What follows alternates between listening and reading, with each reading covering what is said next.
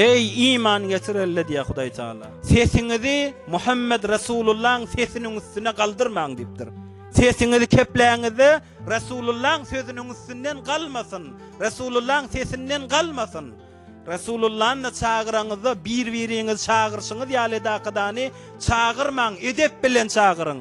Ya Resulullah diýin, ya Nebiyallah diýin, ya Muhammed diýakydan gelmäň diýipdir Hudaý Taala. Wagtyky adamyň sesi Resulullah aleyhisselamyň sesinden defa galanna sogaplar hiç bolup, mehv bolup, batyl bolýan bolsa, Resulullah aleyhisselamyň fikriniň üstüne fikir galdyrmaklyk, Resulullah'ın nezeriniň üstüne nezer vermeklik, şu Resulullah'ın aydan kefi diýeniň üstüne keplemeklik, Resulullah'ın sözüniň üstüne söz keplemeklik bu adamyň emeli nire geltmeli? Sesiniň üstünden ses galsa, Hudaý Taala emelleriniz batyl bolar, bilmäň alarsyňyz diye.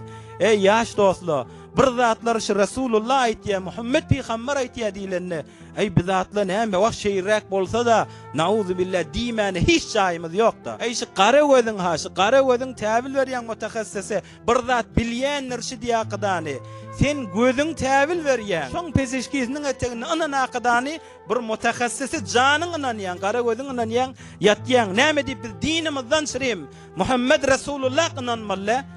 Resulullah'ın sözünün üstüne söz keplemek bir Müslümanyň haddine dädir, bir edepden dädir.